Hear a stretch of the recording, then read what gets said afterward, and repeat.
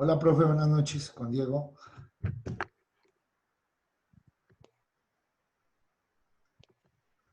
Buenas noches, Diego, ¿cómo está? Bien, sí, señor. Ya miró la plataforma, ya quedó el parcelador actualizado. Ah, listo, bueno, le agradezco. Bueno, ¿Han podido ver los videos de las clases, cierto? sí, sí, señor. ¿Me está oyendo bien? Estoy Sí, sí, con señor, la luz. perfectamente. Ah, listo, bueno. Gracias, Diego. Buenas tardes, profesor Carlos. Buenas noches, Rosa, ¿cómo estás? Viendo, gracias por los videos, excelente, muy ¿Los, excelente, los me vieron pareció. ambos? Sí, señor, los complementé con el con el Ah, código listo, sustantivo de trabajo. Está listo. Ahorita sacan chévere. una hojita y la evaluamos. Buenas noches, ¿cómo estás? Dime, ¿me ibas a decir algo, Rosa?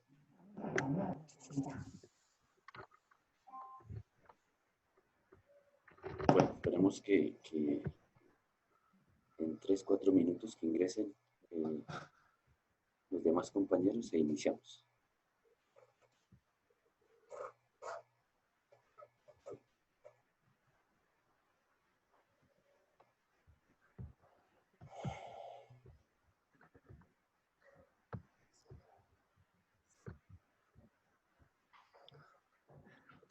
Un momento.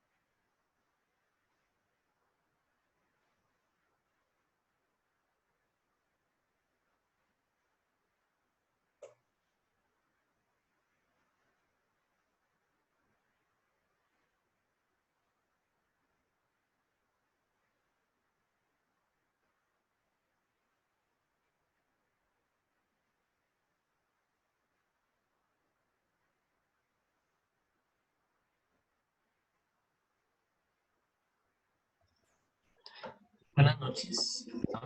Buenas noches, ¿cómo está? Buenas noches, doctor. Buenas noches, hombre.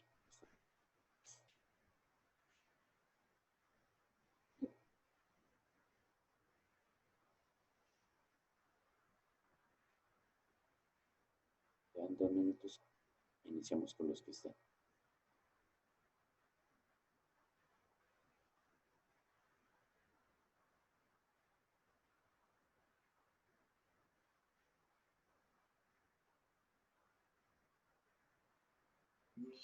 Buenas noches. Buenas noches. Noches.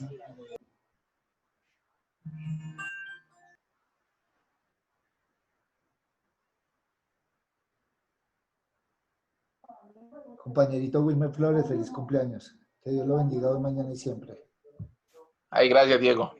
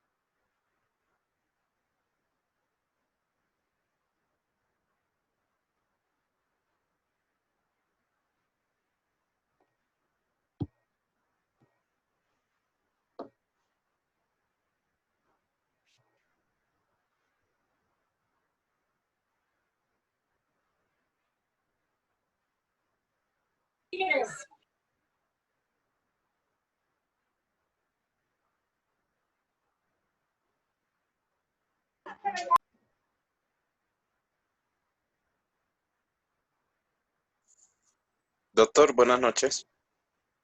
Buenas noches a ti.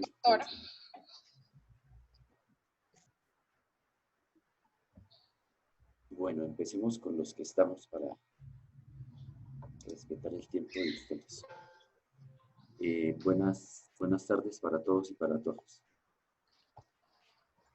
Buenas tardes, doctor. Bueno, Buenas ¿cómo tardes. están? Buenas tardes. Bueno, supongo que vieron los dos videos que les compartí sobre el análisis del COVID-19, o mejor, del derecho laboral frente a la crisis del COVID-19. Sí, señor. Espero que haya sido de gran apoyo este material para entender un poco la situación que se está presentando en este momento frente al derecho laboral. Entonces voy a hacer, digamos, una introducción al tema con respecto a la normatividad y respecto a los videos propiamente dichos. Y si hay, digamos, la posibilidad de intervenir de cada uno de ustedes, de realizar algún aporte, de formular alguna pregunta, que lo vamos a hacer después de terminar mi intervención, ¿vale?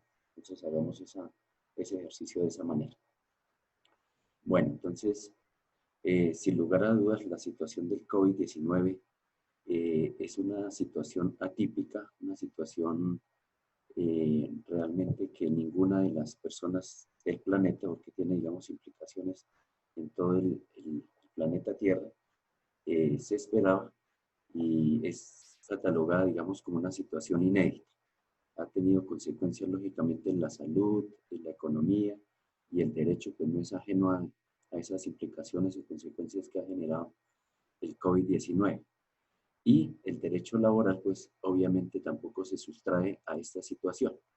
Entonces se presentó, digamos, la necesidad de, en esta situación de confinamiento, de empezar a realizar una serie de charlas, de conferencias, de foros respecto a cómo podríamos analizar esta situación desde el punto de vista laboral. Y el Instituto Colombiano de Derecho Procesal, afortunadamente, pues programó estas dos conferencias donde abordó el tema del COVID-19 en las implicaciones del derecho laboral, invitando a unas personas, digamos, que son versadas en el tema del derecho laboral y que tienen una suma experiencia, que nos pueden que compartieron una experiencia bastante importante para el análisis del mismo. Y se publicaron dos videos sobre este particular. Pueden haber muchos, digamos que traje estos dos que me parecieron bastante importantes por el tipo de personas o la calidad mejor de personas que intervinieron en los dos. Entonces creí o consideré mejor que era importante compartirlo con ustedes en esta sesión de derecho laboral individual, analizado desde lo que estamos padeciendo toda la humanidad, y desde el punto de vista de las implicaciones y consecuencias que tiene esto para el derecho laboral. Entonces vamos a abordar, digamos, esta temática desde dos aristas. Uno, desde la óptica del trabajador como parte débil de la relación laboral, y otra desde el punto de vista del empleador o del empresario. Entonces vamos a abordar lo que tiene que ver con la arista del trabajador como primera medida.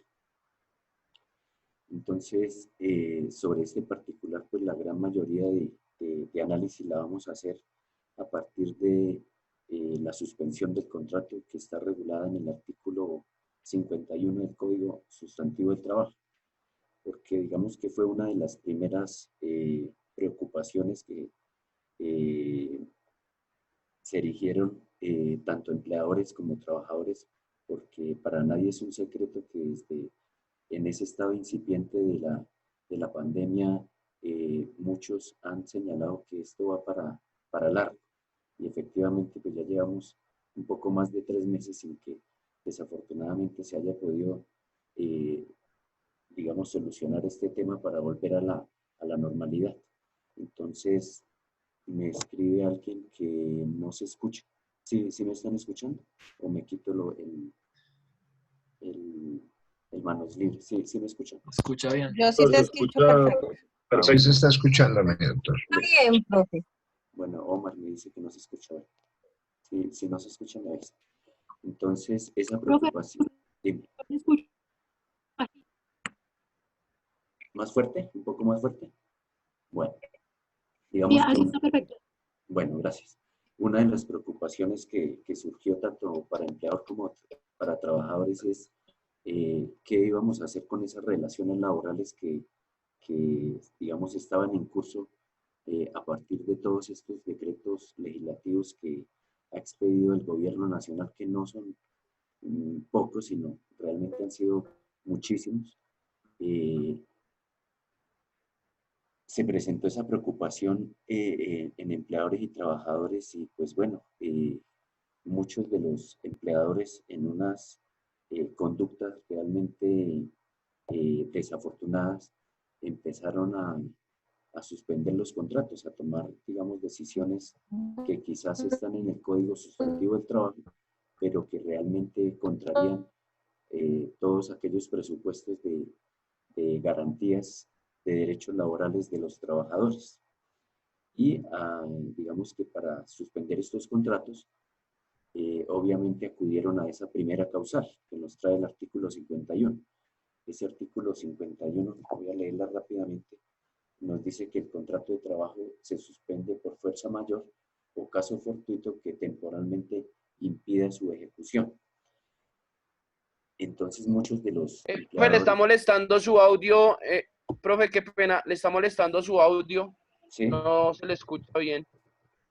A ver, lo voy a quitar y ustedes me dicen si me oyen ahí. Ahí me Debe oyen. ser el internet de Andrés. Porque Ahí me oyen. Perfecto. Ahí me Sí, oyen. profe, yo lo escucho perfecto. Listo. Sí, Bueno, profe, ahí está perfecto. listo. Creo que mejor. Se escucha mejor. Bien. Ahí se escucha Bueno, bien, profesor. Gracias. Entonces, los empleadores en esa etapa incipiente de la pandemia, pues vieron allí en la suspensión del contrato, en esa primera causal de fuerza mayor o caso fortuito, la solución a esta situación, porque ya se vislumbraba que esta situación iba para largo. De hecho, pues no se ha solucionado hasta el momento y muy seguramente todo este año pues vamos a vivir en esta situación de anormalidad, una situación bastante inédita. Entonces muchos acudieron a la fuerza mayor o caso fortuito y ustedes vieron ahí en ese video la manera como se analizó la fuerza mayor o caso fortuito, que deriva, digamos, de un concepto desde el Código Civil, que es bastante antiquísimo, donde, digamos, allí mencionaron cuál es el concepto realmente de fuerza mayor, donde tiene, digamos, tres características o tres connotaciones importantes para que se configure esta fuerza mayor y caso fortuito. Entonces, visto desde la doctrina y desde la jurisprudencia, la fuerza mayor para que se configure, pues habla de tres elementos muy importantes. Uno que sea imprevisible, uno que sea irresistible y el tercero que no derive de la voluntad de las partes. Y en esa medida vieron allí los empleadores esa posibilidad de suspender los contratos. Entonces, generó lógicamente un ambiente de preocupación, de desesperanza, porque tengo que señalarlo de una vez, no es lo mismo quedarse sin trabajo en términos normales, ¿sí? En unas condiciones normales, que quedarnos sin trabajo en una situación de confinamiento en el que muy probablemente nosotros no vamos o no tendríamos la posibilidad de conseguir otro trabajo. Entonces es una situación bastante sui generis, una situación inédita que pues ninguna de las personas que habitamos este planeta teníamos pensado que íbamos a padecer.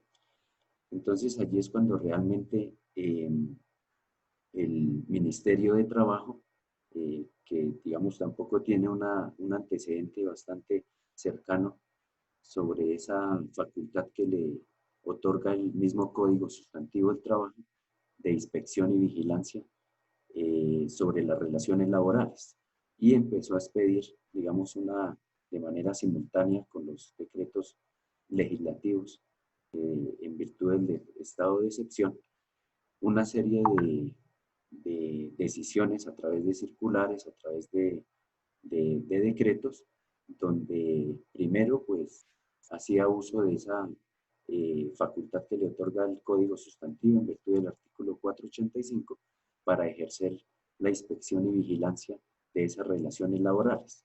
¿Y qué fue lo que motivó especialmente a que el Ministerio de Trabajo en estos momentos de confinamiento y en virtud de esos decretos de emergencia y del estado de excepción, expidiera una serie de circulares y de normas, de sugerencias o una especie de reproducción de unas recomendaciones que están en el mismo Código Sustantivo del Trabajo y quizás en convenios y tratados internacionales, que algunos empleadores pues estaban haciendo uso desmedido de estas posibilidades que le otorga el Código Sustantivo del Trabajo, y en algunos casos, dentro de esas posibilidades que le ofrece el ordenamiento jurídico, le estaban diciendo a los trabajadores de manera coaccionada que firmaran licencias no remuneradas en razón a que, digamos, no tenían un flujo de caja, no tenían, digamos, la posibilidad de que realmente se pudiera sostener una relación laboral en esta situación. Entonces allí es donde expide unas normas donde dice, bueno, aquí estoy presente, yo soy el encargado por mandato legal de ejercer la inspección y vigilancia para que estas relaciones laborales se protejan en estos momentos de pandemia, de confinamiento, a los trabajadores que en última son la parte débil de la relación laboral. Y expidió dentro de las primeras circulares que expidió la circular 21. Y estableció allí una serie de recomendaciones y una serie de alternativas que nos ofrece el Código Sustantivo del Trabajo para que esas relaciones de trabajo no se suspendieran y mucho menos ocasionaran eventualmente, digamos, de acuerdo a las circunstancias, la terminación del contrato. Entonces, el Ministerio de Trabajo, en virtud de esta circular 21, señaló que antes de tomar una decisión de suspender el contrato, dijo, mire, aquí en el Código Sustantivo del Trabajo podemos llegar a unos acuerdos con el trabajador para que efectivamente en algunos casos se llegue a un acuerdo y no generarle, digamos, una situación de desesperanza, de quedarse sin trabajo, de suspender un contrato, donde realmente muchos de los trabajadores de este país devengan entre 1 y 2 salarios mínimos y dependen de ese trabajo, y esto irrogaría, digamos, consecuencias nefastas para esa familia. Entonces propuso, digamos, o sugirió dentro de esas alternativas, vamos a mencionarlas, que se optara primero por no suspender los contratos, sino que se existiera la posibilidad de realizar trabajo en casa, ¿sí? Es decir, que en aquellos eventos donde se pudiese seguir con la relación laboral, pero que ese trabajador pudiera seguir desempeñando las labores para las cuales fueron contratados, pues utilizara, digamos, esta alternativa o esta posibilidad de trabajo en casa. También, digamos, de manera concomitante se señaló también la posibilidad de que estos trabajadores hicieran uso de las tecnologías y desarrollaran el trabajo también haciendo uso de estas herramientas tecnológicas para no desencadenar, digamos, en una situación bastante complicada. Pero digamos que no en todos los casos se podría aplicar esta situación, porque no todas las actividades que desempeñan los trabajadores se pueden, digamos, ajustar a este trabajo en casa o trabajo virtual que establece la ley, porque no todos los cargos se pueden, digamos, ajustar a esta situación. Entonces dijo, bueno, entonces miremos otra alternativa, que es las vacaciones. Entonces, allí hay una posibilidad que establece el Código Sustantivo, que es enviar de manera colectiva de manera anticipada a los trabajadores de esa empresa. Obviamente que, digamos, allí surgiría una situación muy particular, y es aquellos trabajadores que no tendrían eventualmente el derecho al disfrute de esas vacaciones, por tratarse de una situación inédita, a pesar de que, digamos, hay trabajadores que en esas empresas no cumplían con el requisito, es decir, de cumplir un año de trabajo para hacer uso de este derecho. Mediante esta circular estableció que podían, digamos, para aquellos trabajadores que no habían cumplido un año de relación laboral, que podían, digamos, salir al disfrute de esas vacaciones, y que se concertara con ellos mismos que en el evento donde esa relación laboral se terminara antes de hacer uso de ese derecho, pues que se le podía, digamos, descontar de sus prestaciones ese pago que se le realizaría de manera anticipada para hacer el disfrute de esas vacaciones. Muchos de ellos pues vieron allí una muy buena posibilidad, muchos de esos empleadores, y efectivamente aplicaron esta solución que nos trae el Código Sustantivo y que estaba, digamos, sugerida en esa circular 21 del Ministerio de Trabajo. Pensando, lógicamente, que esta situación, pues, de alguna manera tendrían la esperanza de que no iba para largo. Regresaron estos trabajadores de su periodo de vacaciones, y después los empresarios o los empleadores se preguntaron, bueno, ya salieron a vacaciones, ya hicieron uso de este derecho de 15 días que establece el Código Sustantivo del Trabajo, ¿ahora qué vamos a hacer con estos trabajadores? Entonces propone, dentro de otras alternativas, las licencias no remuneradas. Pero allí es donde, digamos, es donde interviene el Ministerio de Trabajo, en razón a que algunos de esos empleadores no optaron por, en esa etapa incipiente del confinamiento, no optaron por la suspensión del contrato, sino hacerles firmar, es decir, coaccionaban a los trabajadores para que estos firmaran una licencia no remunerada, de alguna manera coartando la libertad o la voluntad de ese trabajador. Es decir, ustedes prefieren firmar, digamos, una licencia no remunerada o quedarse sin trabajo. Entonces, algunos de ellos optaron por firmar de manera arbitraria ante el empleador ese tipo de documentos donde aceptaban, digamos, una licencia no remunerada. Y allí es donde, digamos, empieza a intervenir el Ministerio de Trabajo. Esa fue otra de las opciones que optó el Ministerio de Trabajo a través de esa circular, pero que se dieran, y posteriormente en otra circular, el Ministerio de Trabajo dijo, bueno, ustedes pueden optar por esa licencia no remunerada siempre y cuando haya concertación con ese trabajador. Entonces, obviamente, la gran mayoría de trabajadores pues no iba a firmar este tipo de documentos, como quiera, que era una forma de quedarse sin un ingreso. Les adelanto un poco los efectos jurídicos que trae la suspensión del contrato. Es decir, mientras se suspende el contrato, el empleador no tiene la obligación de pagarle el salario. A su vez, el trabajador no tiene, digamos, la obligación de prestar el servicio, pero sí deriva de allí, de esta suspensión del contrato, la obligación para el empleador de seguir aportando a seguridad social, salud y pensión estos, digamos, aportes al sistema de seguridad social. Entonces, nos quedamos sin salario, pero nos siguen pagando la seguridad social. Esos son, digamos, los efectos jurídicos de la suspensión de un contrato.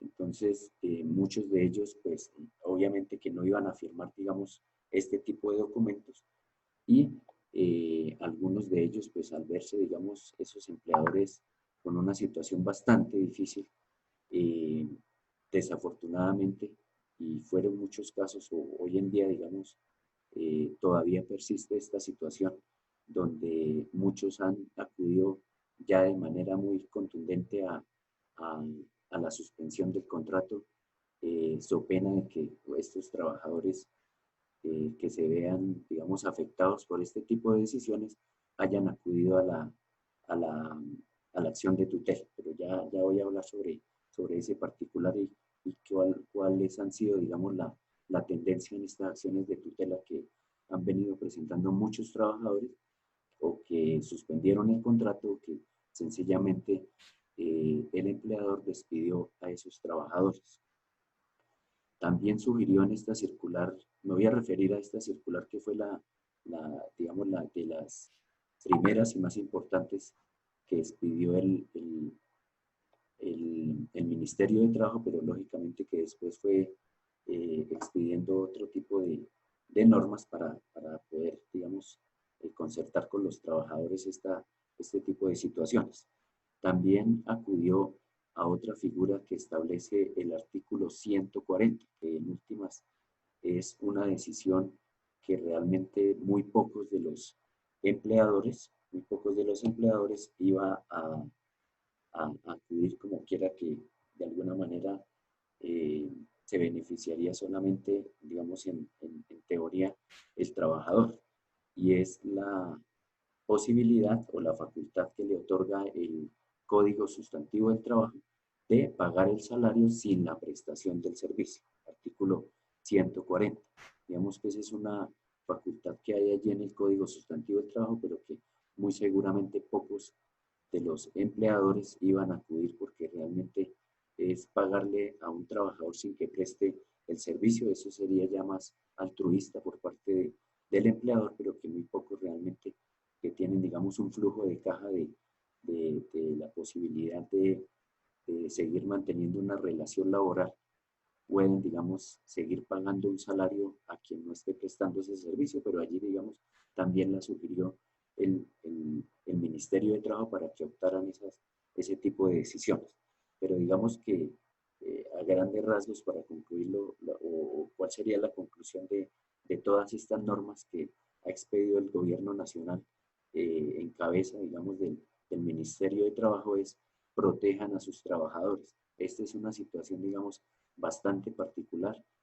Como lo mencioné en algún momento, no es lo mismo quedarse sin trabajo en una situación normal, que podemos salir a buscar un trabajo, que podemos o que tenemos la posibilidad de ir a tocar las puertas de otro empleador para que nos contraten, pero que en esta situación de confinamiento, donde a pesar de que hay como 43 excepciones en este momento, casi que todo el mundo puede salir hoy en día, desafortunadamente en términos de salir a buscar un trabajo realmente es bastante complicado.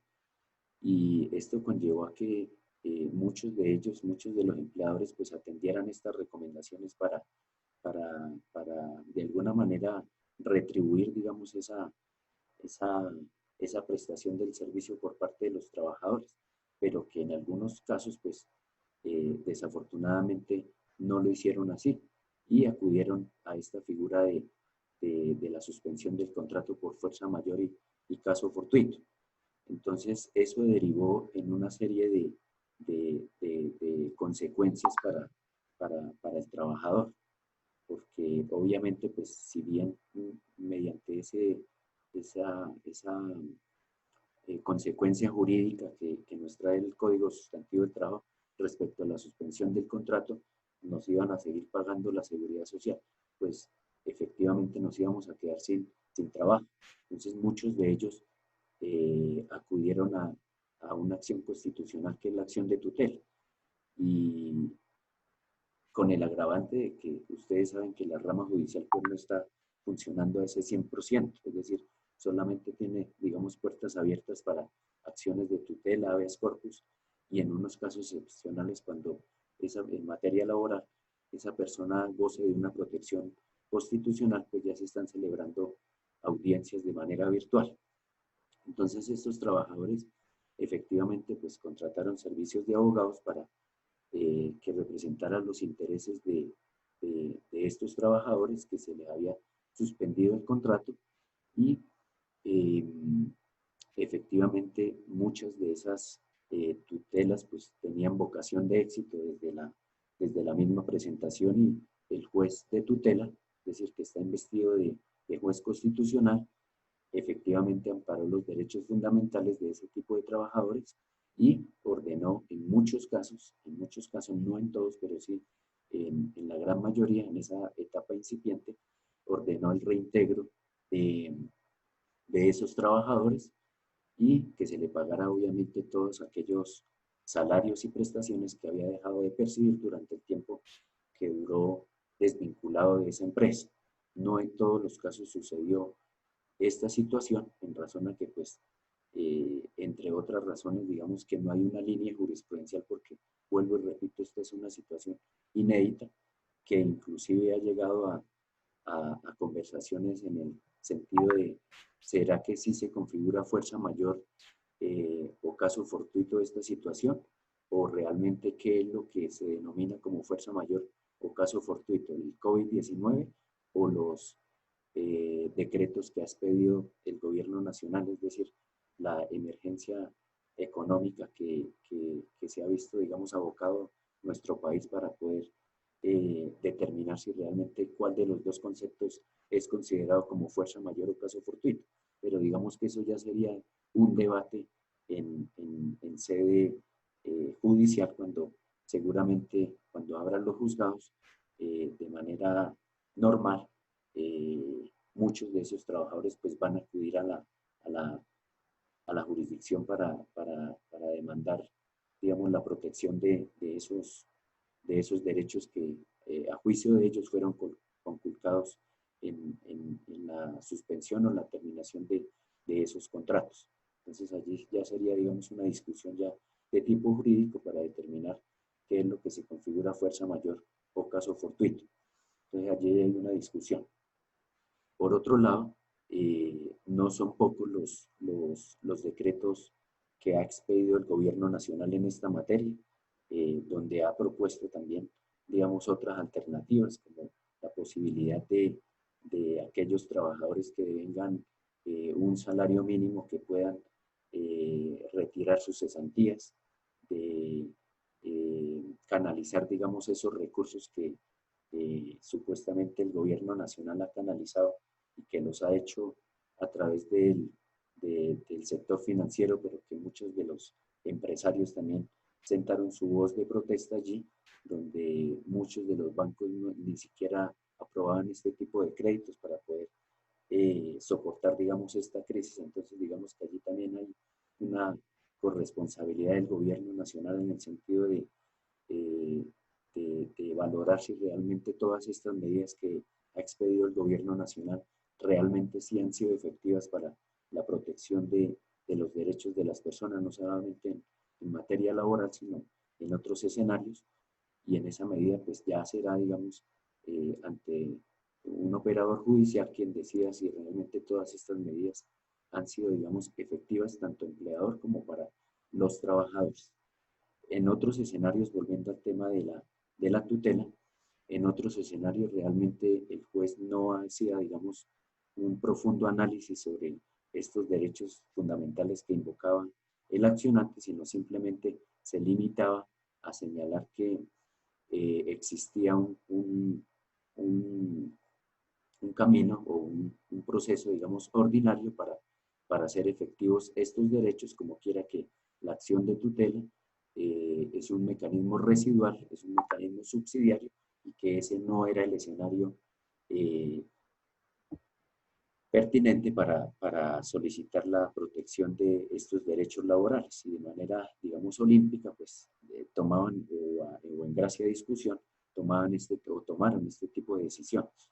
Entonces recordemos muy bien que esta es una situación inédita en la que se agrava un poco la situación cuando ese trabajador no tiene la posibilidad de presentar una demanda, porque en este momento la rama judicial no está prestando, digamos, el servicio al 100%, y la única alternativa que le queda es la acción de tutela. Entonces sí se debió, digamos, hacer un análisis bastante profundo sobre la vulneración de derechos fundamentales. Entonces, en esa medida, muchos de ellos desafortunadamente tomaron ese tipo de decisiones, y en este momento hay mucha gente que desafortunadamente se encuentra sin trabajo y pues no cuenta, digamos, con un sustento para poder digamos, satisfacer las necesidades de cada familia. Ahora bien, por otro lado, es muy importante mencionar algo sobre los estados de excepción. Hay una ley que regula los estados de excepción. Es la ley 137 del año 1994. ¿Ya? Allí están todos la regulación de los estados de excepción. Y en el artículo 50, cuando ustedes lo revisen, allí establece que en los estados de excepción no se pueden desmejorar los derechos sociales o derechos laborales de los trabajadores. Entonces, ese es un argumento que seguramente los demandantes van a tener en cuenta a la hora de plasmarlos en una demanda, toda vez que eventualmente en ciertos normas que expide el gobierno nacional, pues realmente no hay una efectividad de la protección como Estado de esos trabajadores. Entonces, les dejo ahí, digamos, esa... Profe, qué pena con usted, ¿me puede repetir la ley? Ley 137 del año 94. Es la ley que regula... Gracias, profe. Bueno, Jonathan. Artículo 50, que es la ley que regula los estados de excepción. Artículo 50. Artículo 50. Profe, entonces, una pregunta. Gracias. Doctores, ahorita yo les recibo las preguntas que quieran. Ya casi voy a terminar para que ustedes puedan participar. Diego, diga. ¿Me iba a formular una pregunta? Sí, señor, pero no termino, profe. Qué pena. Listo, qué pena, pero si no los interrumpo ahí, entonces perdemos el hilo conductor. Y ahorita termino mi exposición y seguramente ustedes harán sus aportes. Bueno, era, digamos, un análisis desde el punto de vista del trabajador y desde el punto de vista del empleador. Voy a hablarles un poquito que podríamos hacer desde el empleador, desde los fundamentos normativos que tiene el empleador para tomar este tipo de decisiones y de alguna manera no menoscabar esos derechos del trabajador. Obviamente que frente al empleador, pues, hay que mirar, ahí sí tengo que decir que hay que mirar cada caso en particular, porque no es lo mismo que Ardila Lule suspenda los contratos, que todos sabemos que tiene toda el sistema de alguna manera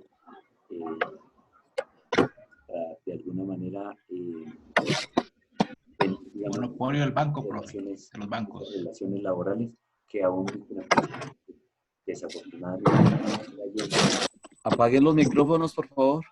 Ni siquiera yendo a una entidad financiera le hacían ese tipo de préstamos que mediante esos decretos que expide el gobierno nacional se iban a canalizar a través del sistema financiero, pero que realmente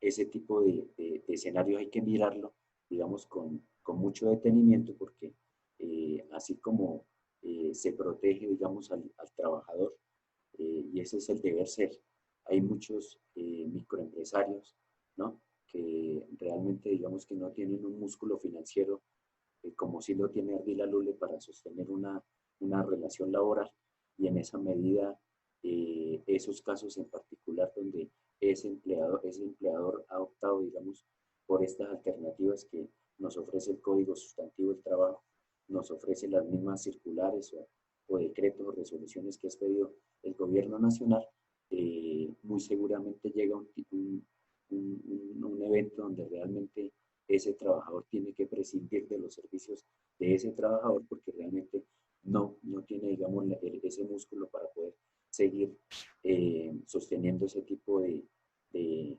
relaciones. Entonces, hay que mirar, digamos, cada caso en particular. Sin embargo, y eso lo pudieron ustedes visualizar sobre todo en el segundo video que les publiqué esta mañana, y es un artículo muy importante y quiero que lo tengan en cuenta no solamente para esta explicación, sino de aquí en adelante cuando ustedes empiecen a ejercer la profesión y seguramente si a algunos les gusta el derecho laboral o por esos azares de la vida, resultan ejerciendo o estudiando, digamos, en posgrado laboral, no sabemos si vamos a asesorar al trabajador o vamos a asesorar al empleador. Entonces, allí hay un derrotero muy específico que desafortunadamente no se orienta la mirada hacia ese artículo y que de alguna manera nos traza una línea para solucionar este tipo de situaciones sin necesidad de que se vaya a menoscabar los derechos de los trabajadores. Y es el artículo 50 del Código Sustantivo del Trabajo. Entonces voy a leerlo rápidamente. Entonces nos dice revisión. Presten atención a esta lectura. Después lo revisan allá en sus códigos con mayor detenimiento. Entonces nos dice, todo contrato es revisable cuando quiera que sobrevengan imprevisibles y graves alteraciones de la normalidad económica. Cuando no haya acuerdo entre las partes acerca de la existencia de tales alteraciones, corresponde a la justicia del trabajo decidir sobre ella y mientras tanto el contrato sigue en todo su vigor. Entonces fíjense que este artículo 50 nos da, digamos, la alternativa para no acudir a una figura como es la suspensión del contrato, a una figura como es la terminación del contrato, porque allí permite, digamos, que entre empleador y trabajador puedan, digamos, concertar unas nuevas condiciones del contrato de trabajo. Si bien, y les voy a señalar un caso hipotético donde ese empleador, ese trabajador, devenga un salario de 2 millones, pero que con ocasión de esta situación se ven menguados también los intereses y los derechos de los empleadores, pues, hombre, lleguemos a un acuerdo entre empleador y trabajador en virtud de este artículo 50, donde todos seamos conscientes de que no queremos perjudicarnos de ninguna manera. Entonces, de manera recíproca, miremos cómo podemos solucionar esta situación desde el punto de vista laboral en la que ninguna de las partes salga perjudicada. Entonces, allí tenemos ese artículo 50. Cuando ustedes vean derecho laboral colectivo, también se van a dar cuenta que las mismas convenciones colectivas tienen un artículo específico donde ante una situación de alteración de normalidad económica, como es el caso que estamos padeciendo en este momento, perfectamente se puede adecuar la aplicación de estas normas. Y eso sucede también en derecho laboral colectivo, donde se permite también la revisión de las convenciones colectivas.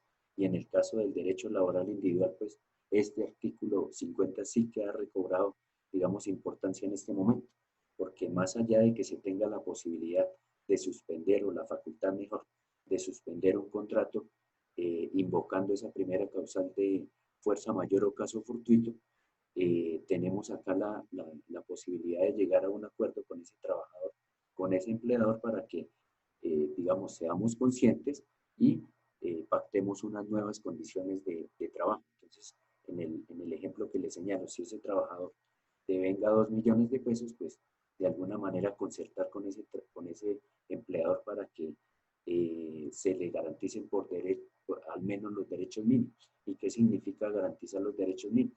Por eso era importante conocer un poco o escudriñar un poco en los principios generales del derecho laboral y decir, bueno, entonces usted tiene un salario de 2 millones, pactemos, obviamente debe ser de común acuerdo, que el salario suyo mientras dure el COVID-19 ya no va a ser de 2 millones de pesos, sino de 1 millón de pesos, del salario mínimo, y vamos a concertarlo mediante una modificación del contrato atendiendo a este artículo 50 del Código Sustantivo del Trabajo, donde permite que frente a la grave alteración económica se permita de alguna manera modificar las condiciones del contrato. Entonces, fíjense que eran muy claros esos mensajes por parte del Ministerio de Trabajo y han sido muy importantes, diciéndole a través de la expedición de estas normas, decirle al empleador, mire, no termine esas relaciones laborales, no suspenda los contratos de trabajo, como quiera, que allí hay una posibilidad de que usted con su trabajador pueda llegar a concertar unas condiciones y unas modificaciones de ese contrato sin necesidad de que le genere, digamos, el detrimento de muchos derechos laborales, porque seguramente cuando se active en su totalidad la rama judicial, pues la fila que va a haber de trabajadores para presentar demandas, pues va a ser inmensa. ¿Sí? Y ese es un artículo que me parece bastante importante y que quiero que ustedes lo empiecen a estudiar desde ahora, el artículo 50, al igual que hay un artículo que poco se menciona, pero que es muy importante cuando se está, digamos, defendiendo también los intereses del empleador, ¿no? Así como les he venido diciendo desde la primera clase que el Código Sustantivo del Trabajo está diseñado para la protección y garantía de los derechos del trabajador, no sabemos si más adelante vamos a asesorar al empleador. ¿Sí? Eso ya depende de los azares de la vida y no lo sabemos a quién vamos a asesorar. Pero si en algún momento vamos a asesorar a ese empleador, pues ese empleador hay que decirle esto que les estoy diciendo. El Código Sustantivo del Trabajo está diseñado para la garantía de los derechos de los trabajadores. Pero si se va a tomar una decisión, debe ser, digamos, ajustada a esos cánones constitucionales y, por qué no decirlo, del mismo Código Sustantivo del Trabajo. Y por eso el llamado del Ministerio de Trabajo, que antes de que la gente o que los empleadores mejor acudieran a la suspensión del contrato o en eventos más fuertes, acudir a la terminación del contrato, que llegaran a una concertación en virtud de este artículo 50. Y el otro artículo que les voy a mencionar es el artículo 1, que muy pocos orientan la mirada allí, y este, digamos, de alguna manera nos sirve cuando vamos a asesorar, digamos, los intereses de ese empleador. Lo voy a leer. Artículo 1 del Código Sustantivo del Trabajo, y ese es fundamental para desarrollar todo el andamiaje del derecho laboral cuando se está asesorando a un empleador. Entonces nos dice, la finalidad primordial de este código es la de lograr la justicia en las relaciones que surgen entre empleadores y trabajadores. Hasta ahí creo que no he dicho nada distinto de lo que les he mencionado. La segunda parte es la que de alguna manera atañe a esos intereses del empleador, dentro de un espíritu de coordinación económica y equilibrio social. Entonces, allí tenemos un fundamento bastante importante sobre el objeto de este Código Sustantivo del Trabajo, donde tendría, digamos, un fundamento y un asidero bastante importante, porque, como lo he venido diciendo, esta es una situación atípica, es una situación realmente que ninguna de las personas de este planeta se la esperaba, ni siquiera los gobernantes, donde realmente es un hecho notorio que ha habido una grave alteración de la economía en todo el planeta. Y en esa medida habría que mirar, vuelvo y repito, cada caso en particular respecto a los empleadores cuando estemos en un escenario judicial.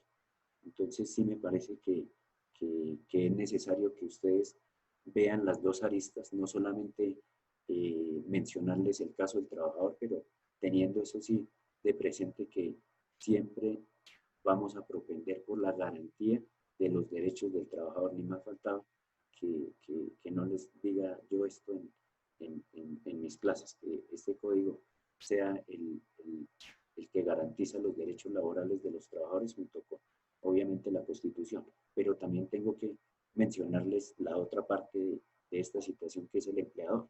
Vuelvo y repito, hay situaciones donde realmente hay empleadores que tienen, digamos, el músculo financiero para seguir, digamos, teniendo vigente estas relaciones laborales, pero que hay en otros casos que desafortunadamente ese empresario que saca adelante una empresa con mucho esfuerzo, con mucha dedicación, también hay unas normas que de alguna manera tienen su fundamento para que en un escenario judicial puedan, digamos, invocar para proteger proteger, digamos, los intereses o los derechos de esos empleadores. Entonces, ¿cuál es la conclusión allí? ¿O cuál es la el mensaje que quiero darles en esta situación del COVID-19. Primero, pues que es una situación bastante particular. Realmente el código se ha quedado cojo de alguna manera para poder solucionar este tipo y en general la legislación para poder solucionar este tipo de situaciones. Esto es lo que amerita lo que yo les decía tal vez la segunda clase sobre la posibilidad que tenemos nosotros como estudiantes de Derecho a que realmente este sea el momento para que el Congreso de la República expida un estatuto del trabajo que se compase a las nuevas realidades, y esta es una realidad que, si bien ninguno la esperaba, se debió prever con la expedición de un código que realmente tenga unas normas que garanticen este tipo de derechos, sino que el empleador acuda a alguna de ellas, como la suspensión del contrato, alegando una fuerza mayor o caso fortuito, y que realmente sería en un escenario judicial donde se va a decidir si realmente es fuerza mayor o caso fortuito. Segundo, pues este tipo de medidas del gobierno nacional, digamos que en principio diría uno que van dirigidas a la protección de los derechos de la población. Habría que mirar en términos de eficacia si realmente todas estas medidas que ha adoptado el gobierno nacional, que no han sido pocas, hasta el momento estos decretos legislativos que ha expedido el gobierno nacional pues han pasado el control automático en la Corte Constitucional, es decir, las van o las ha declarado exequibles. Y recuerden ustedes que estos decretos legislativos, si no hay modificación por parte del Congreso, pues podrían quedar como legislación permanente. Esa es, digamos, una de las conclusiones a las que podríamos llegar sobre este particular. Tercero, ya sería en un escenario judicial donde realmente se decidiría si realmente todas estas decisiones que se tomaron por parte de los empleadores se ajustan a la Constitución, porque allí hay que hacer, digamos, ya un examen, no solamente desde el punto de vista legal, sino constitucional, si realmente se ajustan a estos presupuestos constitucionales. Y cuarto, es importante tener en cuenta que todas estas medidas que ordena el gobierno nacional y el Ministerio de Trabajo son de alguna manera medidas que lo que buscan es, por parte del empleador, agotarlas antes de llegar a una situación más gravosa para ese trabajador, como es digamos, las que les mencioné en la circular número 21. Es decir, tratar de demostrar en un escenario judicial de que se optó por las vacaciones, que se optó por el retiro de las cesantías, que se concertó con ese trabajador ciertas situaciones de modificación del contrato, pero que llegado el caso, pues no se tuvo más remedio que prescindir de los servicios de ese trabajador, pero de alguna manera demostrar que realmente siempre se protegió a ese trabajador a través de muchas de las normas que establece el Código Sustantivo del Trabajo. Entonces, ahora sí quiero oírlos. No voy a hacer la pausa porque pues ustedes van a hablar ahorita y me dan, digamos, su punto de vista. De pronto, si ustedes tienen una situación, digamos, no a través de su experiencia, sino que de pronto en su empresa hayan tomado ciertas determinaciones que desafortunadamente han sido contrarias a la Constitución y al mismo Código Sustantivo del Trabajo. Voy a leer acá una pregunta que formula Omar. Nos dice: doctor, un favor, ¿por cuánto tiempo tiene aplicación el artículo 140? ¿Tiene un término de ley? Disculpe. No, Omar, esta normatividad está en el Código Sustantivo del Trabajo, donde permite, es decir, el 140 permite dos situaciones. Lo voy a leer para explicarlo rápidamente. Nos dice lo siguiente: salario sin prestación de servicio. Durante la vigencia del contrato, el trabajador tiene derecho a percibir el salario aun cuando no haya prestación del servicio por disposición o por culpa del empleador. Entonces, esa palabra disposición es la que hago yo alusión durante esta charla que hemos venido haciendo. Es decir, le pagamos a ese trabajador el salario sin que él preste el servicio, pues obviamente durante el tiempo que dure el COVID-19.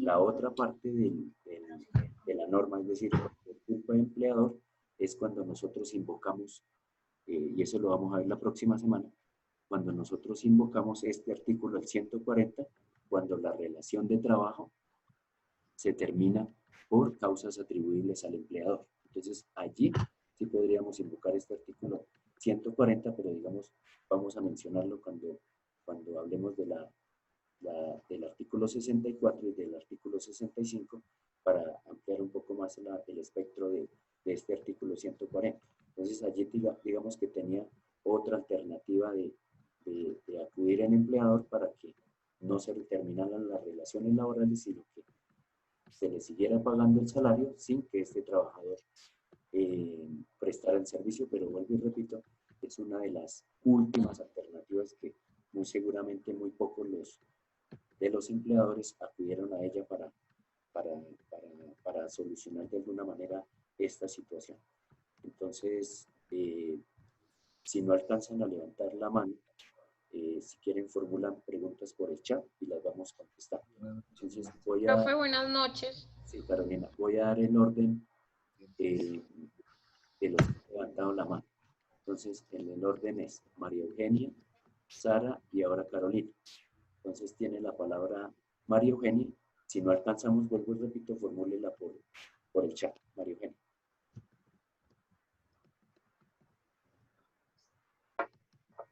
María Eugenia Castellanos.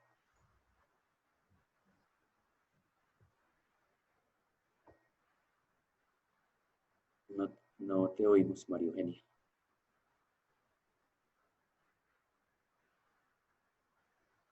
No te alcanzamos a oír. De pronto es...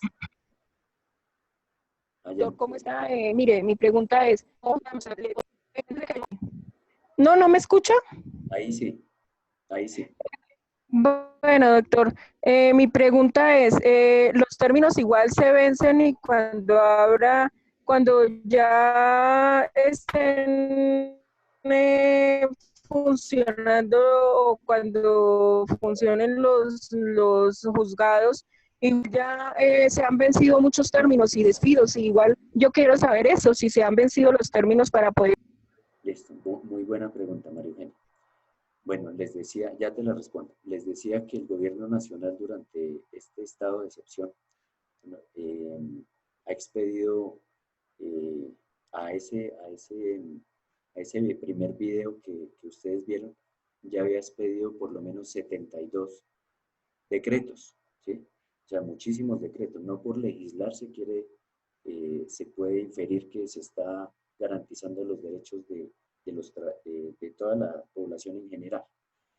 Uno de esos decretos que se ha expedido, y era obvio que tenía que expedirlo, es un decreto, pues no tengo en este momento el número porque, vuelvo y repito, son muchísimos. Expidió un decreto legislativo donde establece que los términos de prescripción ya se interrumpieron, en razón a que la rama judicial pues no está funcionando al 100%, entonces sobre ese particular, si bien los derechos laborales prescriben en 3 años y que se pueden interrumpir por el mismo término, ya lo veremos en su oportunidad. En este momento los términos de prescripción y de caducidad de las acciones pues se encuentran interrumpidos en virtud de esos decretos de un decreto que expidió el gobierno nacional. Entonces digamos que allí no hay ninguna dificultad en razón a que podríamos vernos abocados a soportar una situación de esta naturaleza 1 o 2 años, y entonces la gente empieza a preguntar ¿y cómo hacemos si va a prescribir el derecho? No, afortunadamente se expidió un decreto donde en este momento están suspendidos los términos, se reanudan ahorita el 1 de julio. Esperemos cómo va a empezar a funcionar la rama judicial, porque eso también es un tema que genera, digamos, bastante dificultad porque por ahí hay voces que dicen que van a entrar a paro porque no hay las garantías de bioseguridad para que los funcionarios puedan empezar a trabajar, pero desde el punto de vista político, digamos que eso no es muy correcto en estos momentos porque la gente está esperando que abran la rama judicial para poder ir a presentar sus demandas, a presentar sus acciones y esperemos a ver cómo se nos va dando las cosas, pero para responderte la pregunta, en este momento se interrumpieron los términos de prescripción, entonces no hay ninguna dificultad sobre esa materia. Listo. ¿Quién sigue en el orden que leímos? María Eugenia. No, profe. Buenas noches. ¿Me Muchas oye? gracias, doctor. ¿Quién está hablando? ¿Sara? Sara, sí, señor. Doctor, es que yo tengo una pregunta muy puntual y es que, bueno, cuando una persona le da COVID-19, lo sé porque un amigo mío le dio, él trabaja con súper ricas Sí. y le dieron los 15 días que dan para el receso, ¿sí? Esos 15 días no se los pagaron ni como incapacidad ni como nada, es decir, la empresa no cubre esos 15 días porque le dicen que lo debe cubrir la ARL o la EPS, ninguna de las dos lo cubrió y pues como él no es trabajador directo de la salud, no se lo cubre y eso es con lo que varios trabajadores están cubriendo porque los médicos no lo certifican como incapacidad, sino como, es que se me va la palabra. Bueno, como cuando lo mandan a la casa, como dicen en noticias, realmente no lo recuerdo. En ese caso, ¿qué se puede hacer? Son 15 días que deja de vengar todo.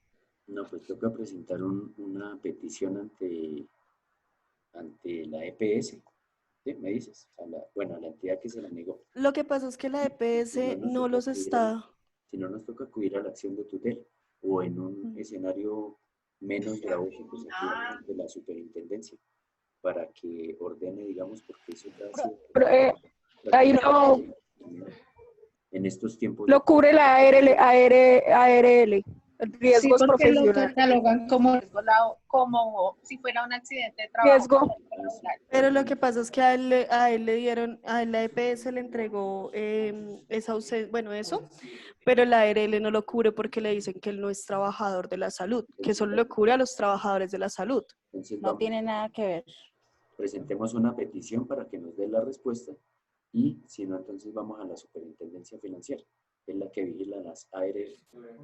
Doctor, y en caso de muerte de un trabajador, en ese caso, ¿el empleador tiene que responder?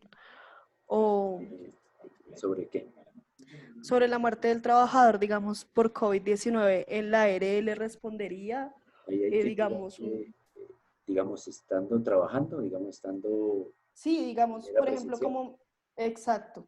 Bueno, ahí hay que mirar otras situaciones muy particulares, mirar si esa empresa, digamos, sí tomó las medidas necesarias para que ese trabajador desarrollara las actividades de manera presencial. Por eso les mencionaba teletrabajo, trabajo en casa, sí, pero que si ese trabajador, digamos, entre comillas, le tocó ir a trabajar, aún incumpliendo las medidas de confinamiento que ordena el gobierno nacional, pues habríamos que mirar si ese empleador, ante una situación de esas, sí empleó o diseñó todas las políticas de bioseguridad para que a sus trabajadores no les sucediera absolutamente nada. Pero si irrogó, digamos, el fallecimiento de un trabajador, pues ya tendríamos que mirar esa responsabilidad civil y obviamente iniciar las acciones correspondientes. Porque es que no puede, digamos, el empleador a su libre albedrío obligar a los trabajadores a que asistan a sus instalaciones cuando hay una serie de aislamiento obligatorio que están, digamos, reguladas en todos estos decretos, que va ahorita hasta el 1 de julio, pero que no sabemos si en este momento, en el caso de Bogotá, en este fin de semana la alcaldesa ordene alerta naranja en toda la ciudad porque ha sido exponencial el incremento de contagios. Entonces, frente a eso, pues toca mirar la responsabilidad del empleador si realmente tiene allí, digamos, una situación de omisión frente a las medidas que tuvo que tomar para que sus trabajadores no se contagiaran y mucho menos que ocasionaran el fallecimiento de uno de ellos. Bueno, listo. ¿Quién más va? Rosa. Profesor, buenas noches. Carolina. Carolina.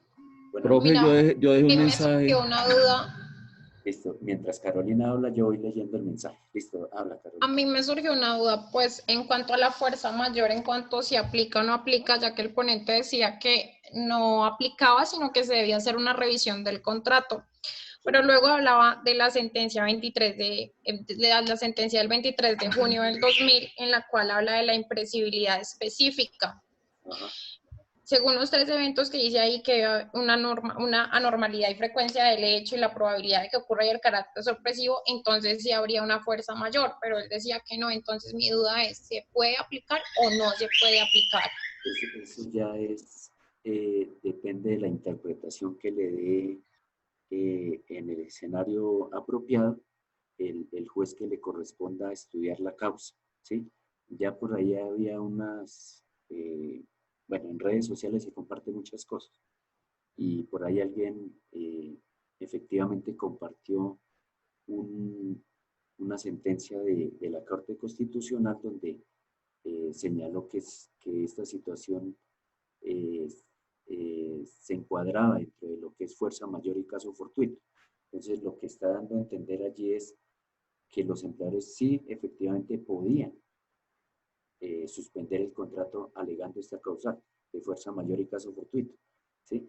La discusión que versa allí, y eso va a ser, digamos, en escenarios judiciales, ¿qué es fuerza mayor y caso fortuito en esta situación? Si el COVID-19 o las medidas de confinamiento que ha venido adoptando el gobierno nacional, pero eso ya es, digamos, será un escenario judicial. Si nosotros estudiamos los 3 elementos de la fuerza mayor y caso fortuito, todos llegaríamos a la conclusión que sí es fuerza mayor y caso fortuito, porque es un hecho imprevisible, irresistible y no deriva de la voluntad de las partes.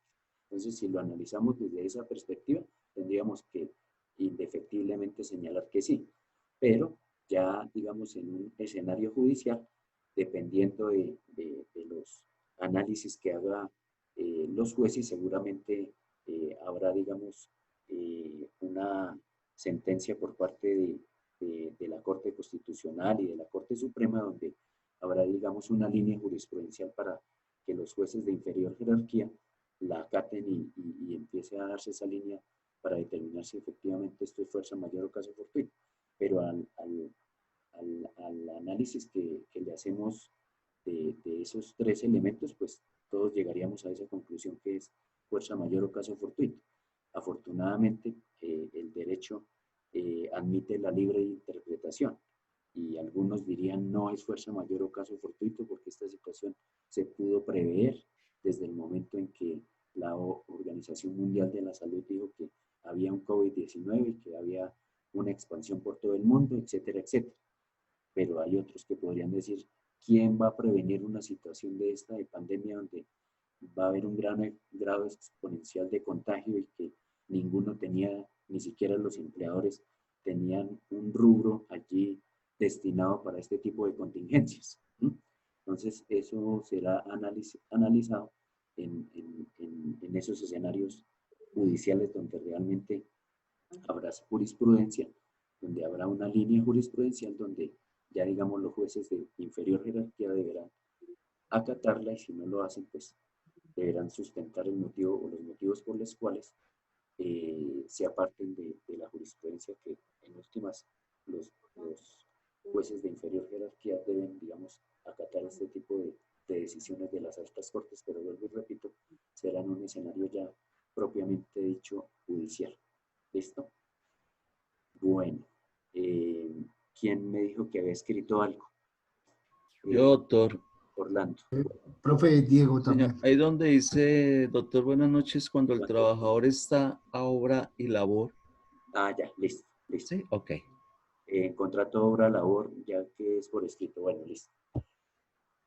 Digamos que en un contrato obra-labor y el contrato a término fijo, es que esto toca analizarlo no solamente desde la perspectiva del Código Sustantivo del Trabajo.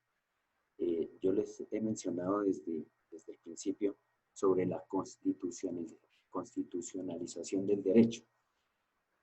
Y si bien, digamos, aquí hay alternativas y hay normas que respaldan que en un contrato a término fijo y en un contrato obra-labor, y le voy a leer de una vez la norma, que seguramente la vamos a mencionar la próxima semana, el artículo 61 establece unas causales objetivas de terminación del contrato. Y precisamente está dos causales que se aplicarían a este tipo de contratos, al contrato obra-labor y al contrato a término fijo. Y es, el contrato se termina. La C, por expiración del plazo fijo pactado. Y la D, por terminación de la obra o labor contratada. Es decir, si aplicáramos de manera exegética la norma, de manera literal, perfectamente un empleador, así estuviéramos en COVID-19, en confinamiento, podría hacer uso de esta causal. Se diría, bueno, nosotros pactamos un contrato desde el 1 de febrero al 30 de mayo. ¿Ya? Es decir, es un contrato a término fijo. Y le vamos a terminar el contrato con un término inferior a 30 días para que no se prorroguen los mismos términos. Entonces, muy seguramente, el 30 de abril en ese contrato a término fijo o cuando se terminó la obra o labor, perfectamente el empleador, visto desde la perspectiva de las causales que establece el artículo 61, perfectamente pudo haberlo terminado atendiendo una causal objetiva del contrato del trabajo. Pero hay que mirar, digamos, el contexto, vuelvo y repito, en el que se termina ese contrato de trabajo, porque muy seguramente ese trabajador se va a asesorar de un abogado y va a exponer, digamos, fundamentos de rango constitucional como la estabilidad que la vimos en los principios generales, donde es una situación, vuelvo y repito, muy particular, muy inédita, en la que no es fácil ir a conseguir trabajo en una situación de esta naturaleza donde nosotros no podemos salir en este momento. Por eso estamos en clases virtuales. Es distinto si yo me quedo sin trabajo en una situación de completa normalidad, porque en últimas, bueno, pues me toca ir a pasar hojas de vida, me toca ir a tocar puertas en otro lado, pero en esta situación tan particular hay que mirar, digamos, cada caso, y si estamos en presencia de un trabajador que goza de una estabilidad laboral reforzada, que quizás ese trabajador, a pesar de haber celebrado un contrato de trabajo a término fijo o un contrato obra o labor, era padre o madre, cabeza de familia, pues hay que mirar todas esas situaciones que ameritarían orientar la mirada a la Constitución, ¿no? Entonces, digamos que poderlo lo puede hacer. Yo no le voy a decir que no lo puede hacer, porque hay una causal objetiva para terminar el contrato. Es decir, la obra se terminó hoy. Usted sabía desde el principio que había una fecha de inicio y había una fecha de terminación. Pero vuelvo y repito, la situación que estamos padeciendo en este momento es bastante particular. Hay que mirar qué tipo de trabajador se está despidiendo y muchos de esos empleadores, valga decirlo en este momento, muchos de esos trabajadores, empleadores que habían celebrado contratos a término fijo, contrato obra-labor, aprovecharon esta situación, o no esta situación, sino esta causal objetiva de terminación del contrato para finalizar esas relaciones laborales, alegando de que había una causal objetiva, pero que muy seguramente se vieron expuestos a que esos trabajadores, alegando una protección constitucional, un fuero especial, etcétera, etcétera, en tutela ordenaran el reintegro, como quiera que se trata de una persona que goza, digamos, de una estabilidad laboral reforzada. ¿Sí, sí me hago entender? Digamos que lo que yo les decía hace un rato, el derecho admite la libre interpretación, sí, pero lo que quiero dejarles como mensaje es no aprendamos normas de memoria, es decir, de nada nos sirve que ustedes sepan cuáles son los 3 elementos del contrato de trabajo y lo reciten de manera correcta, ¿sí? Sino mirar cada caso en particular, cómo podemos resolver ese asunto, siempre sin dejar de mirar la Constitución. Nunca se les olvide eso. Por eso la segunda clase les dije, vamos a mirar la Constitución. La norma de normas es la Constitución. Y siempre que vayan a tomar una determinación como empleadores, miren primero la Constitución antes de garanticen los derechos fundamentales, garanticen todo lo que de alguna manera protege a ese trabajador para luego sí, digamos, revisar el caso en particular para poderlo no verse, digamos, a unas consecuencias nefastas para ese empleador. Listo, Orlando, no sé si le respondí la pregunta. Sí, doctor, muchas gracias. Listo, bueno. Bueno, tiene Rosa tiene la mano acá levantada. Rosa Agudelo. Profe, quiero hacerle la siguiente pregunta. Según lo que analizamos en los videos, a través de los decretos que expidió el señor presidente y el Ministerio de Trabajo, ellos se han acogido directamente No te oigo. Se perdió la comunicación. O si quieres, si les queda más fácil, escriban las preguntas ahí al chat y las vamos respondiendo. Profe, la de Diego, la parte de arriba. los trabajadores. Porque pues en este caso se está hablando de trabajadores oficiales, trabajadores estatales y trabajadores de empresas privadas. Entonces, ¿qué va a pasar en esta situación? Yo quería comentarle al Aldo, ¿qué va a pasar en esta situación si ellos no han firmado un acuerdo de voluntades entre el empleador y el trabajador? Pues más adelante, si hay empleados que los sacaron arbitrariamente o no cumplieron las normas, pues esto va a ir a los estrados judiciales.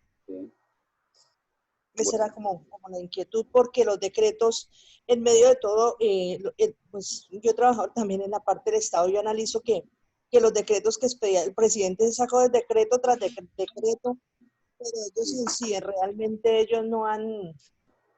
él debió de, en esa situación, haber armonizado algo con el Congreso para para que hubiera sido jurídicamente más legal ante todo. Esa es mi pregunta. Correcto, bueno, tal como les mencioné en la lectura del artículo 50, allí permite que empleador y trabajador, ante la evidente alteración económica de esta situación, revisen el contrato, ¿no? Y eso lo voy a articular un poco con lo que escribe acá ya Ángela Arriaga, ¿no? En el caso de las mujeres en estado de embarazo, sé que no las pueden despedir, pero cuando su tipo de contrato es a término indefinido y económicamente la empresa toma la decisión de bajar su sueldo. Entonces voy a responder la pregunta que tú hiciste y esta que acabo de leer. Allí nos permite que el empleador y trabajador revisen el contrato ante esta evidente alteración económica, pero que si no hay un acuerdo entre las partes sobre esa revisión del contrato, sobre esas modificaciones que de alguna manera, de manera concertada, realizarían empleador y trabajador, el contrato sigue vigente y será la justicia la que determinará, la justicia del trabajo, la que determinará si realmente esas modificaciones al contrato que hizo el empleador tienen su asidero en el Código Sustantivo y lógicamente en la Constitución. Mientras tanto, la norma establece que esos contratos deberían permanecer incólumes, es decir, sin ninguna modificación. Entonces, casi que esas decisiones de reducirle el salario, venga y firme acá si no hay que decir trabajo, pues obviamente estarían desprovistas de toda legalidad, porque estarían, digamos, desconociendo la voluntad de ese trabajador, que muchos de los empleadores lo hacen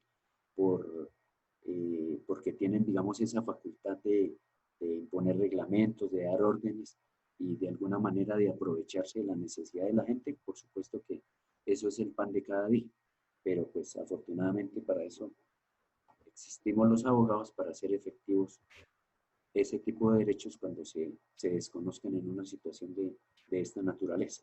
Entonces, ese tipo de arbitrariedades, de decisiones unilaterales por parte del empleador, pues no gozan de legalidad porque de alguna manera desconocen la voluntad del trabajador y allí fue uno de los fundamentos que tuvo el Ministerio de Trabajo para decir, aquí estoy presente, yo soy el que vigilo y ejerzo la inspección de las relaciones laborales en virtud del 485 del Código Sustantivo del Trabajo, porque en esa etapa incipiente, vuelvo y repito, lo que mencioné al principio de la conversación, muchas de esas licencias no remuneradas eran firmadas de manera coaccionada por parte de esos trabajadores. Entonces, ese tipo de documentos que se suscriben entre empleador y trabajador que no cuentan con la voluntad del trabajador, pues lógicamente que no están provistas de legalidad.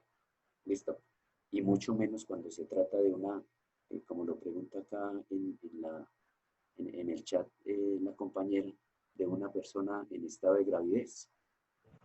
Pues imagínense, una persona que goza de una especial protección constitucional, de una estabilidad laboral reforzada y reducirle el salario, etcétera, etcétera, o despedirla, que es en el peor de los casos, pues sería ilógico en estos momentos.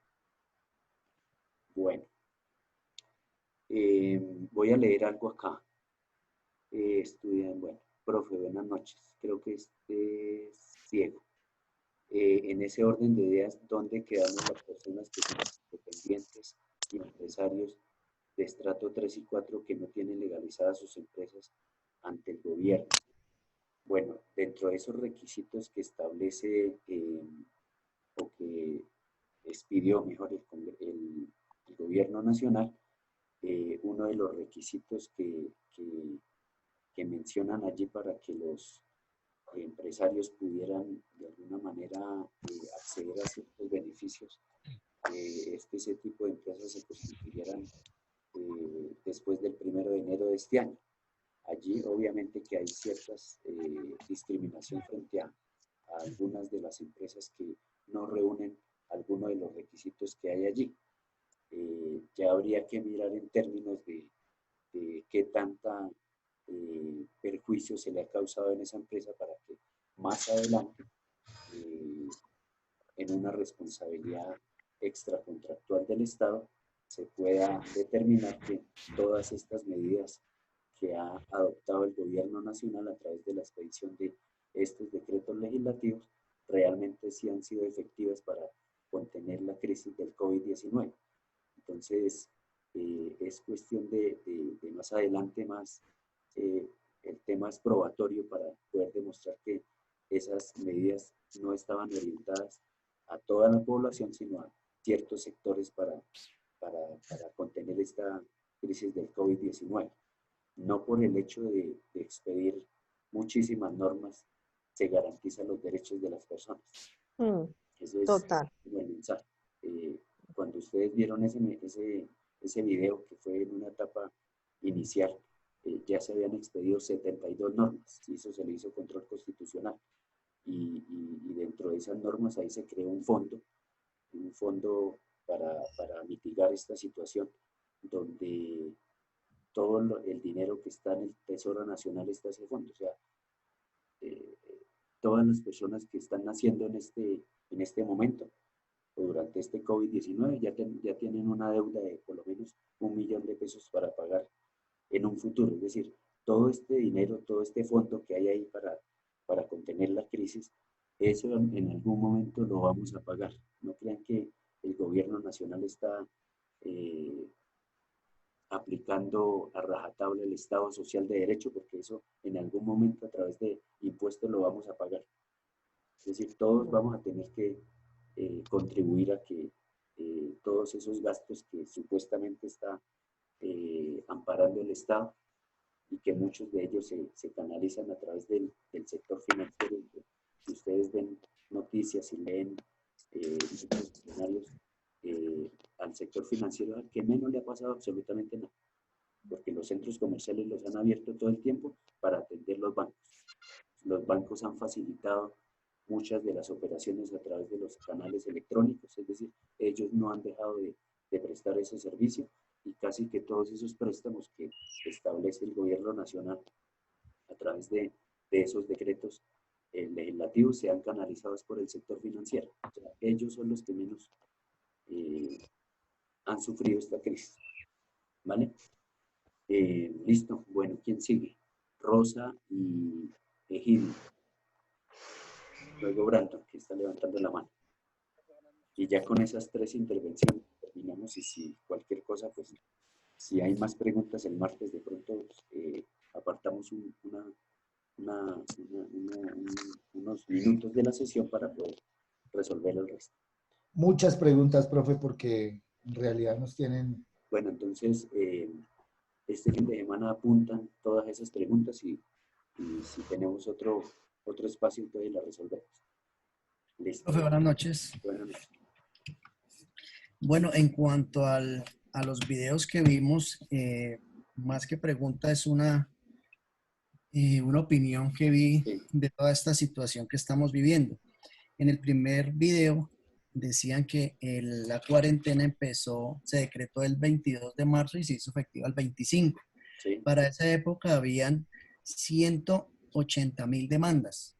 Entonces decían los intervinientes allí en este video que esto va a haber una hecatombe en el tema judicial porque nadie tiene previsto la cantidad de demandas que va a haber.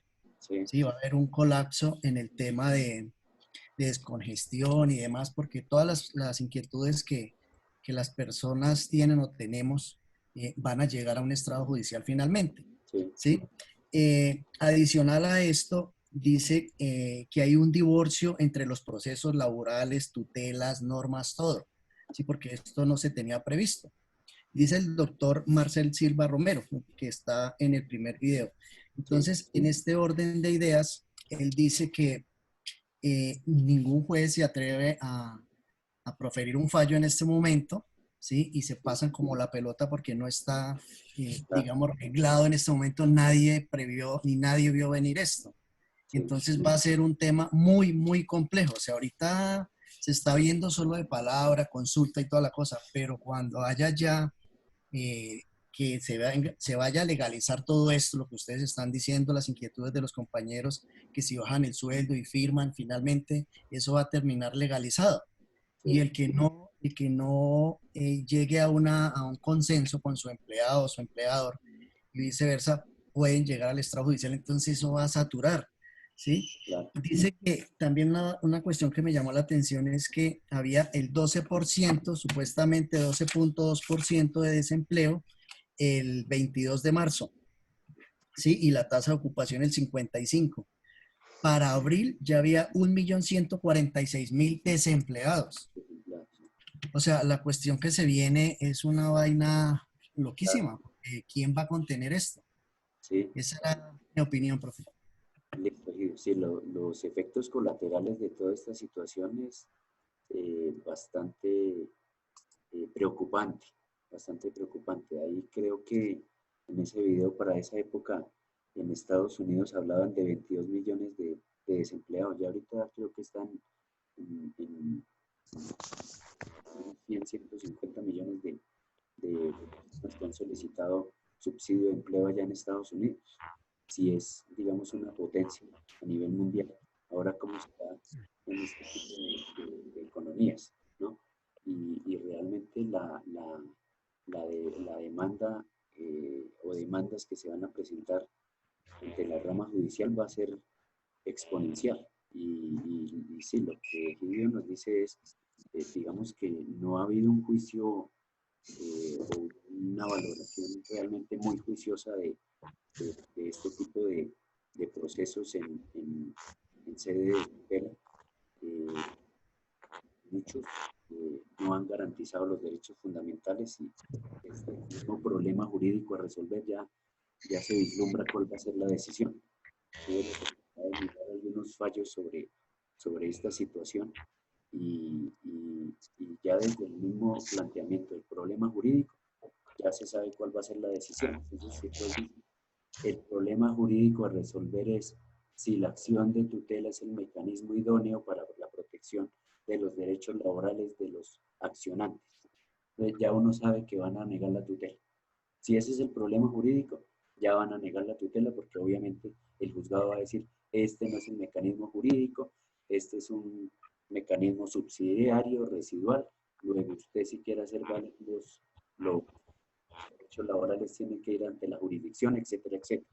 Algunos sí han fallado, digamos, ajustado a la Constitución o a los tratados internacionales sobre derechos humanos y han protegido esos derechos fundamentales, pero que haya una línea, digamos, clara de señalar que esto sí es un caso de fuerza mayor o caso, no la hay todavía, y ninguno se ha atrevido a sentar, digamos, ese precedente hasta tanto no abran, digamos, la rama judicial y esto llegue a las altas cortes para que realmente se siga una línea jurisprudencial sobre este particular. Esto es video, gracias. Rosa, tenía la mano levantada. Rosa Agudelo. Profe, yo ya le hice la pregunta de la parte de los decretos, pero bueno, sí, pues sí, ya le había hecho la pregunta. Listo. Bueno, ¿tienen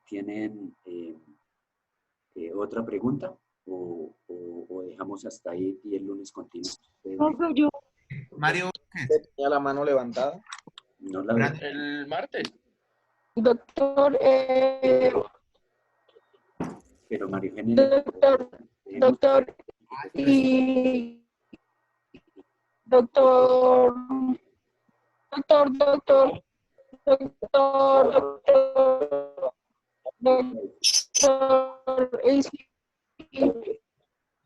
doctor, una pregunta. Sí, dime. No, sobre lo que significa, si uno se enfoca en la tutela por los derechos fundamentales a la vida, a la protección, a la comida, al trabajo, todo eso, ¿no? Es que no alcanzo a escucharte. Me dices que si la acción de tutela, enfocándonos en la acción de tutela, tiene vocación de éxito, más o menos, esa es la pregunta. No alcancé a oírte. Bueno, voy a hacer mención sobre eso. Digamos que... Sí, o sea, que si la enfocamos en los derechos fundamentales de la protección de la vida, el trabajo, el alimento, Claro, pero eso hay que demostrarlo. Es decir, lo que pasa, si bien es una de las grandes conquistas de la Constitución del 91, la acción de tutela, porque es un mecanismo, digamos, relativamente expedito, es un mecanismo en el que no es necesario hacer uso del derecho de postulación, es un mecanismo, digamos, que se resuelve de alguna manera como mecanismo para resolver o para proteger mejor derechos fundamentales, se tiene la creencia de que todo lo vamos a solucionar a través de acción de tutela. Entonces, ¿qué sucede en sede de tutela? En sede de tutela, indistintamente del juez que conozca la acción constitucional, está investido de juez constitucional. Es decir, si bien orgánicamente no hace parte de la jurisdicción constitucional, todos los jueces de la República, cuando conocen una acción de tutela, deben fallar como jueces constitucionales. Y en esa medida, cuando se presenta una acción de tutela, hay que demostrar claramente la vulneración de ese derecho fundamental, ¿sí? De lo contrario, ha hecho carrera un postulado Permiso, por favor. En la rama judicial, donde establece que la acción de tutela es un mecanismo residual, es un mecanismo subsidiario. Que yo cuento con otros mecanismos ordinarios para hacer efectivos los derechos, salvo que haya un perjuicio irremediable, salvo que ese otro mecanismo ordinario, a pesar de contar con él, no sea efectivo para garantizar los derechos fundamentales de esa persona, hay que acreditar muy bien la vulneración de ese derecho fundamental.